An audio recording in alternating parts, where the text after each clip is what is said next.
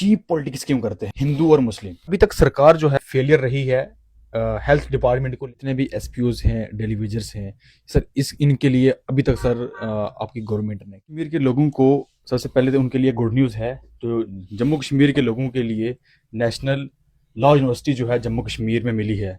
लेकिन सर जम्मू के लोग अलग प्रोटेस्ट कर रहे हैं और कश्मीर के लोगों के बीच अलग प्रोटेस्ट हमें देखने को मिला है कि जम्मू वाले कह रहे हैं कि जो नेशनल लॉ यूनिवर्सिटी है वो जम्मू के अंदर हो, कश्मीर वाले लोग कह रहे हैं कि वो कश्मीर में हो।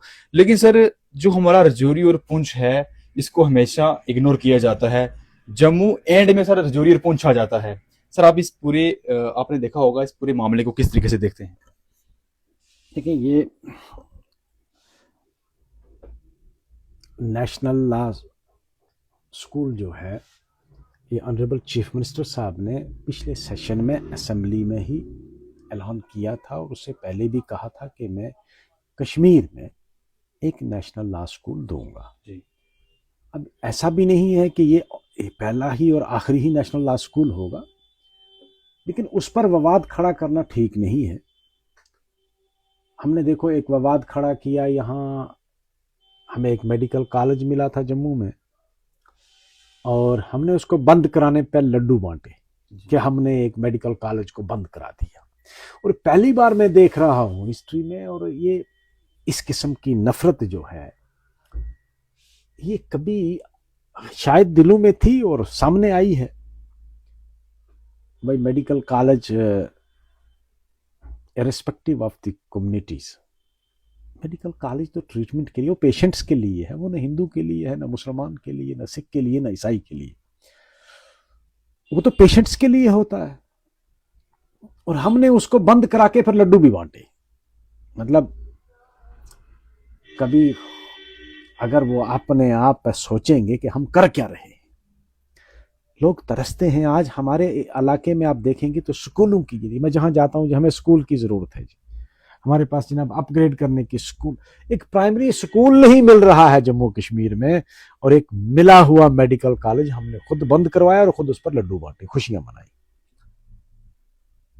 यूनिवर्सिटी ठीक है, कश्मीर वालों को भी दे, जम्मू वालों को भी, लेकिन मैं कहूंगा कि अगर दोनों में तनाजा है तो आप रजौरी पुंछ में दे दो इसको जी। और रजौरी पुंछ में कोई शक नहीं, आपने ठीक कहा कि हर बार इग्नोर होता है। हम तो कहेंगे कि भाई हम लड़ाई नहीं करते हैं, हम ये जम्मू कश्मीर रजौरी पुंछ अगर उस तरह फिर डोडा भद्रवाह के हम अलग हैं। भाई जम्मू कश्मीर एक इकाई है, जम्मू वालों को भी मिला, कश्मीर वालों को भी, अब हमको भी दे दो रजौरी पुंछ वालों को। जम्मू में आईआईटी है, आईआईएम है, जम्मू में ऑलरेडी एक मेडिकल कॉलेज पहले था, सांबा में फिर आपको एम्स मिला है, हमें भी दे दो रजौरी पुंछ में। पुंछ वालों की डिमांड है हमें एक मेडिकल कॉलेज दिया जाए, और दोनों डिस्ट्रिक्ट्स की जॉइंट डिमांड है कि हमें भी एक नेशनल लॉ यूनिवर्सिटी दी जाए, नेशनल लॉ कॉलेज दिया जाए।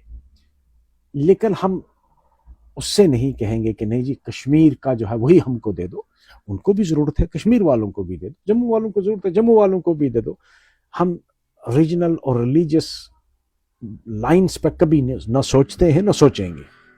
सर जम्मू कश्मीर के जितने भी लीडर हैं हम उनकी रिस्पेक्ट करते हैं, लेकिन सर इतनी चीप पॉलिटिक्स क्यों करते हैं? जब से सर 2 या 4 साल हो चुके हैं सर, ये लोग हिंदू और मुस्लिम मुस्लिम बच्चों को अगर वहां पे एडमिशन मिली है, इसका मतलब क्या आपने कॉलेज बंद कर दिया, मेडिकल कॉलेज को बंद किया। आखिर ये कब तक चलेगा सर इस तरीके की पॉलिटिक्स? ये सियासत का जो नादिर ऑफ द पॉलिटिक्स कह सकते हैं, या नादिर ऑफ द मोरालिटी कह सकते हैं, ये उसकी इंतहा है, नादिर है कि आपने इस जिद पर कि यहां एक पर्टिकुलर कम्युनिटी के बच्चे जो हैं वो ज्यादा आगे हैं, उस कॉलेज को ही बंद करवा दिया। अरे भाई कॉलेज, अब किसको बेवकूफ बनाते हैं। अभी मैं सुन रहा था एक बीजेपी के, मैं नाम नहीं लूंगा, बड़े सीनियर लीडर कहते जी ये तो मेडिकल काउंसिल ऑफ इंडिया ने, भाई मेडिकल काउंसिल ऑफ इंडिया एक बार असेसमेंट करती है, जब वो रिकॉग्निशन दे देती है तो इन बिटवीन उसका कोई रोल नहीं रहता है। अभी 3 महीने पहले तो उन्होंने आपको परमिशन दी है मेडिकल कॉलेज की, और 3 महीने के बाद कौन सी एग्जिजेंसीज आ गई, इन्होंने खुद जाकर दिल्ली में धरने दिए, यहां प्रोटेस्ट शुरू किए। दिल्ली वालों ने कहा नहीं चाहिए, इनको दफा करो, ये इस लायक है नहीं, क्यों देंगे जम्मू वालों को हम लोग, और हम सब का नुकसान किया।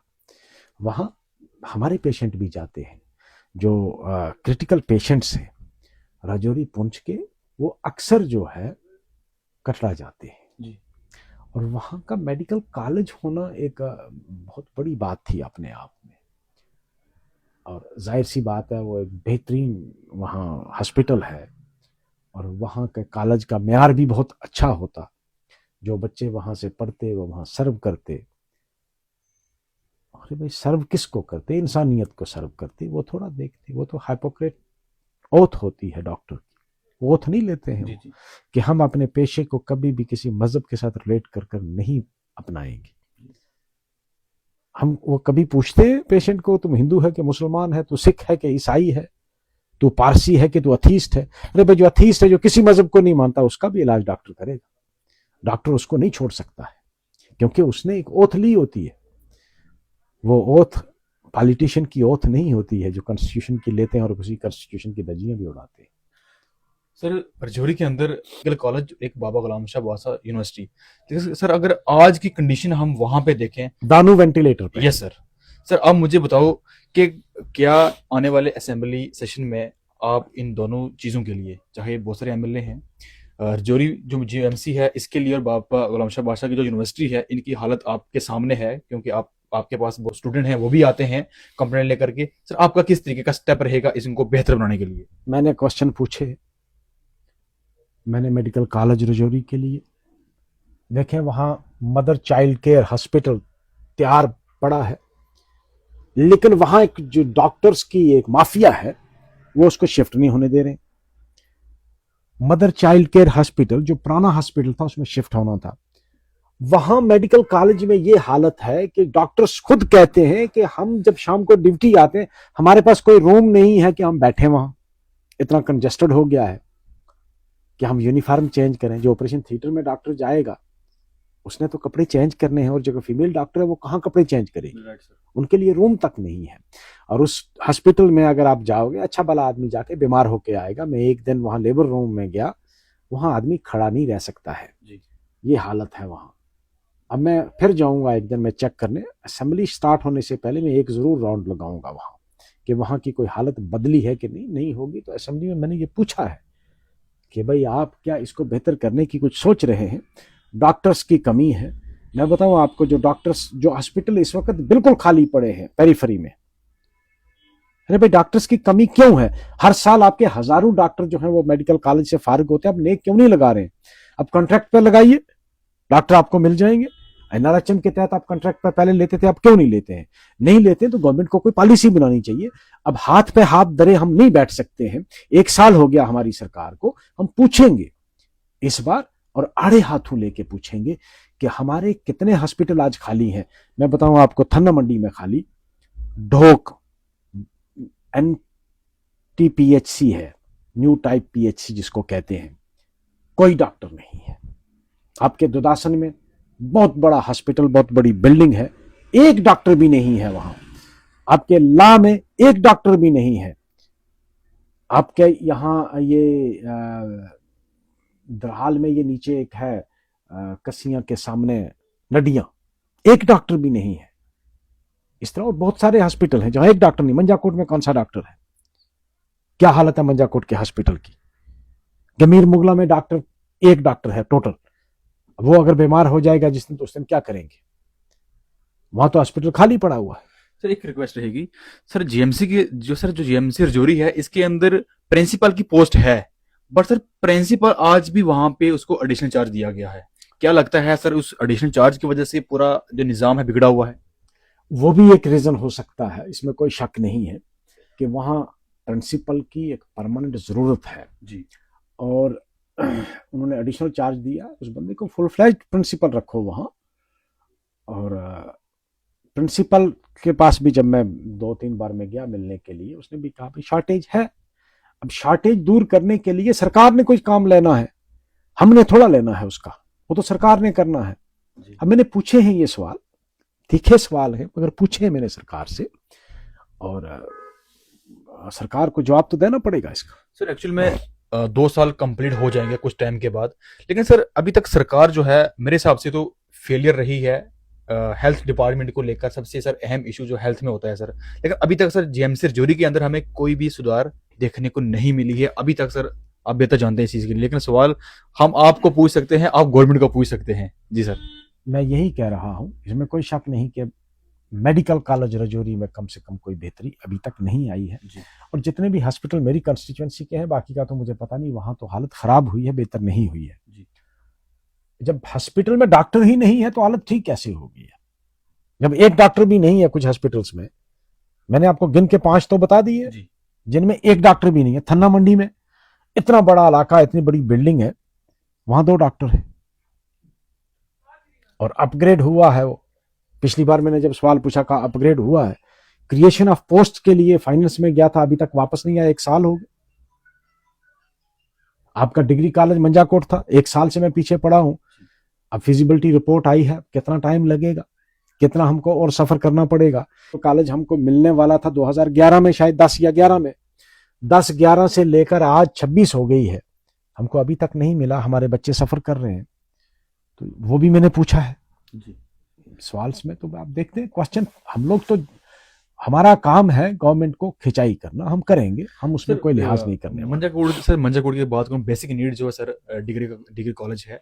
फायर इमरजेंसी सर्विस जनाब के नोटिस में फिर से लाता हूं मैं। फायर एंड इमरजेंसी सर्विस जो है वो इसके डोमेन में नहीं, वो क्योंकि पुलिस डिपार्टमेंट का महकमा है, वो हमारी सरकार के डोमेन में है नहीं जी। उसके लिए हम गवर्नर से रिक्वेस्ट कर सकते हैं, लेकिन इस सरकार के हाथ में वो नहीं होता है। सर जितनी भी पब्लिक आपको देख रही है आपकी कॉन्स्टिट्यूंसी की, उनके लिए क्या रिक्वेस्ट रहेगी और उनके लिए क्या मैसेज रहेगा? देखिए आकिब जी, एक जो आपने कहा कि सरकार का फेलियर, में फेलियर नहीं मानता जी। तरक्याती कामों में बहुत बेहतरी आई है, बहुत सारी नई सड़कें बनी हैं, कुछ बन रही हैं, तरक्याती काम चल रहे हैं, तामीर के काम चल रहे हैं, स्कूल्स की बिल्डिंग्स बन रही हैं। आप देखोगे पिछले 1 साल में अगर आप हिसाब करोगे तो पिछले 5 साल में उतना काम नहीं हुआ होगा जितना पिछले 1 साल में हुआ है। जितनी रोड्स की कंस्ट्रक्शन हुई है, मुझे पता है, मुझे अभी भी याद है वो रोड्स जो पिछले 20 साल से लोग कभी कभी मेरे पास भी आते थे, मैं कहता था यार मेरे बस में तो है नहीं अभी कुछ, अगर जब आएगा तो मैं करूंगा। 20 साल की पेंडिंग रोड्स मैंने इस बार सैंक्शन करवाई है। जिस तरह आपके दबरोट वाली रोड है, आपकी ये देरी दड़ा कानी झंगड़ वाली रोड है, आपके ये चकली वाली रोड है, पिछले 15 साल से इसकी डिमांड थी, इस बार हुई है वो। आपकी कोकोड़ा वाली रोड है, मेरे ख्याल में पिछले 20 सालों से वो बुरी हालत में पड़ी थी, अब उस पर काम लगा है जी। इसी तरह और भी बहुत सारी रोड्स मैंने जो रिकमेंड की हैं PMGSY के लिए। मैं 2 दिन पहले भी मियाँ साहब से भी मिला था, उन्होंने भी उसको रिकमेंड कर दिया, क्योंकि उसमें MLAs की भी और MP साहब की भी रिकमेंडेशन की ज़रूरत होती है, उन्होंने भी रिकमेंड की है। तो बहुत सारी रोड्स अभी और आने वाली हैं जो हम प्रोजेक्ट बना के भेजे हैं हमने। तो आप ये कहेंगे कि बिल्कुल सरकार का फेलियर, हाँ कुछ मामलात में, जिस तरह एजुकेशन महकमा है वाकई ही उसमें भी हमारे पास टीचर नहीं है जी। अब जब हम सरकार को कहते हैं तो कहते हैं कि जी टीचर्स की भर्ती जो है वो फ्रीज की हुई है गवर्नर साहब ने 10 साल के लिए जी। अब जब तक उस फ्रीज को नहीं हटाया जाएगा, नए टीचर जब तक नहीं अपॉइंट होंगे, सिलेक्शन नहीं होगी, तो स्कूल तो खाली पड़े हैं और दूर दराज के स्कूल खाली पड़े हैं जहां बच्चे हैं। कुछ जगह जहां बच्चे नहीं है वहां टीचरों के ढेर लगे हैं, इसमें भी कोई दो राय नहीं। अब राजौरी में देखोगे, राजौरी के इर्द गिर्द में देखोगे 10 बच्चे हैं तो 20 टीचर हैं, लेकिन जहां 200 बच्चा है वहां 2 टीचर हैं, वो दूर दराज में। उसके लिए भी पूछा मैंने, अब देखते हैं। सर एक आखिरी और अहम सवाल, सर जितने भी SPOs हैं, डेलीवेजर्स हैं सर, इनके लिए अभी तक सर आपकी गवर्नमेंट ने क्या किया? देखो SPOs जो है वो सरकार नहीं करेगी, वो तो होम मिनिस्ट्री करेगी, होम डिपार्टमेंट करेगा। डेलीवेजर्स के लिए एक पिछली असेंबली में जब MLAs ने इस पर शोर किया था तो एक कमेटी बनी थी हेडेड बाय चीफ सेक्रेटरी साहब। मेरे ख्याल में उन्होंने अब रिपोर्ट तैयार कर ली होगी, रिपोर्ट गवर्नमेंट को पेश की जाएगी।